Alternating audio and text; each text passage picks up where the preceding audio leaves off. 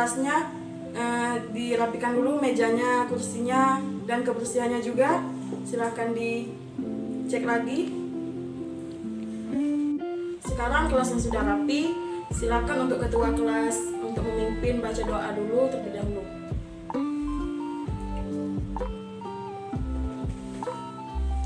Selanjutnya Ibu akan merabsen kalian.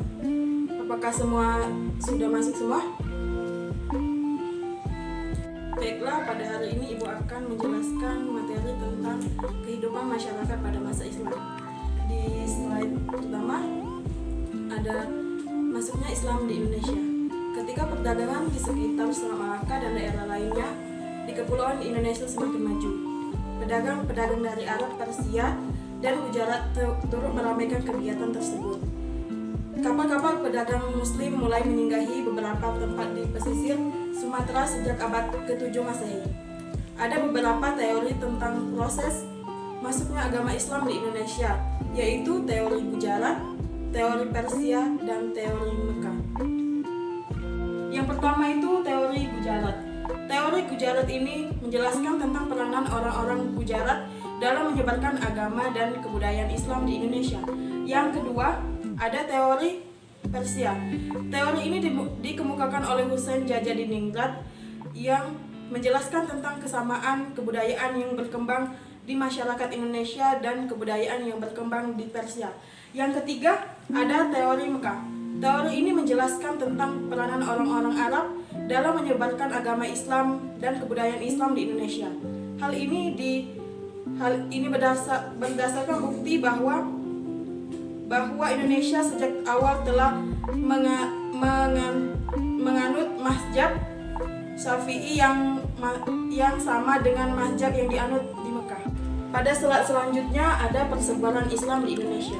Persebaran Islam di Indonesia terjadi bertahap. Daerah yang pertama mendapat pengaruh Islam adalah daerah di Indonesia bagian barat. Daerah ini merupakan jalur perdagangan internasional sehingga pengaruh Islam dapat dengan cepat tumbuh di sana. Di daerah ini berkembang beberapa pusat kerajaan Islam seperti Samudra Pasai dan Aceh. Ada beberapa macam persebaran Islam, yaitu melalui perdagangan, pernikahan, pendidikan, dan kesenian. Pada perdagangan, tradisi berdagang dan cara berpindah dari satu negara lainnya atau nomaden merupakan satu tradisi dan karakteristik yang pernah dikembangkan oleh bangsa-bangsa Arab, India, dan Gujarat.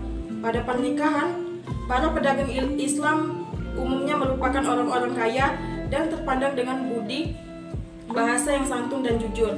Oleh sebab itu, penduduk setempat tertarik untuk menikahkan putri-putrinya dengan pedagang Muslim.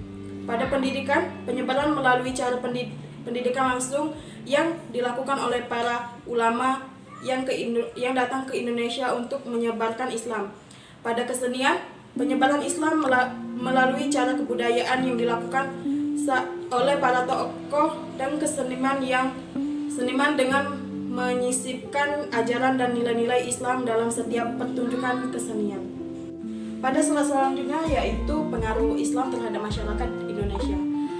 Masuknya pengaruh Islam ke Indonesia telah membawa perubahan dalam berbagai aspek kehidupan masyarakat di Indonesia. Perpaduan kebudayaan lokal dan Islam menghasilkan akulturasi dalam berbagai bidang kehidupan di Indonesia. Pengaruh kebudayaan Islam pada masyarakat tercermin pada berbagai bidang, antara lain sebagai berikut. Yang pertama ada bidang politik. Dalam bidang politik masuknya budaya Islam, kerajaan yang bercorak Hindu-Buddha mulai runtuh dan peranannya mulai digantikan oleh kerajaan-kerajaan yang bercorak Islam.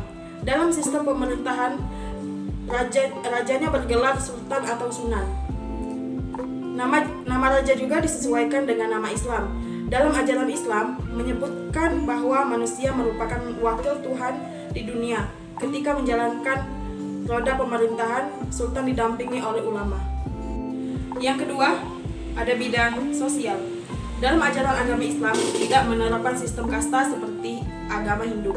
Hal ini menyebabkan pengaruh Islam berkembang pesat dan mayoritas masyarakat Indonesia memeluk agama Islam. Begitu juga dengan sistem peninggalan. Pada awalnya, masyarakat Indonesia mengenal kalender Saka yang merupakan kalender Hindu.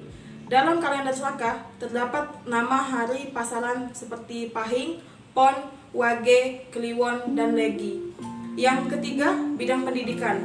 Pada awal-awal masuknya Islam di Indonesia, mulanya pendidikan agama dilakukan di masjid, langgar, atau surau.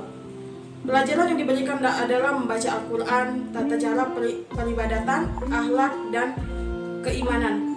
Seiring berjalannya waktu, kemudian muncul pesantren yang merupakan pengadopsian dari agama Hindu. Pesantren adalah sebuah asrama tradisional pendidikan Islam. Siswa tinggal bersama untuk belajar ilmu keagamaan di bawah bimbingan guru atau sering dikenal dengan sebutan kiai. Yang keempat adalah bidang agama. Pada masa Islam, sebagian besar masyarakat di Indonesia menganut agama Islam. Meskipun demikian, masih terdapat masyarakat yang menganut agama Hindu-Buddha atau menganut kepercayaan roh halus. Hingga saat ini sebagian besar masyarakat di Indonesia menganut agama Islam.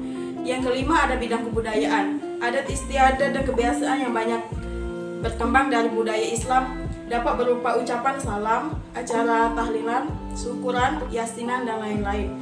Dalam hal kesenian banyak dijumpai seni musik seperti qasidah, rebana, mawaris, dan sholawat. Selanjutnya yaitu ada kerajaan-kerajaan Islam di Indonesia. Kerajaan-kerajaan Islam dikenal dengan sebutan kesultanan dan rajanya bergelar sultan. Kesultanan Islam di Indonesia ini mulai berperan pada abad ke-13. Beberapa kesultanan Islam dengan tokoh-tokohnya adalah sebagai berikut. Yang pertama ada Kesultanan Samudra Pasai, yang kedua ada Samudra Aceh Darussalam, yang ketiga ada Kesultanan Demak, yang keempat ada Kesultanan Mataram Islam, yang kelima ada Kesultanan Ternate dan Tidore, yang keenam ada Kesultanan Banten, yang ketujuh ada Kesultanan Cirebon, yang ke-8 ada Kesultanan Makassar, dan yang ke-9 ada Kesultanan Banjar. Pada materi yang terakhir ada peninggalan sejarah masa Islam di Indonesia. Berikut ini terdapat beberapa peninggalan sejarah masa Islam di Indonesia, yaitu sebagai berikut. Yang pertama itu ada masjid, yang kedua ada keraton, yang ketiga ada makam, dan yang keempat ada seni rupa. Baiklah anak-anak, itulah materi yang sudah Ibu sampaikan pada hari ini. Apakah kalian sudah bisa memahami yang sudah Ibu jelaskan tadi? Baiklah. Setelah itu Ibu akan menyuruh kalian untuk membentuk kelompok. Nanti untuk materinya akan Ibu bagikan kepada ketua kelompok masing-masing. Nanti kalian diskusikan bareng-bareng. Setelah itu kalau ada teman dari kelompok lain ingin bertanya kepada kelompok lain, silakan kalian jawab. Mungkin itu saja materi yang sudah Ibu sampaikan pada hari ini, dan juga kelompok kalian sudah dibentuk, dan Ibu juga sudah ada rapat setelah ini. Kepada ketua kelas, silakan untuk memimpin doa sebelum Ibu keluar.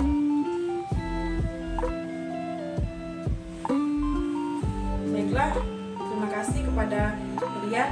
Wabillahi taufiq wal hidayah. Wassalamualaikum warahmatullahi wabarakatuh.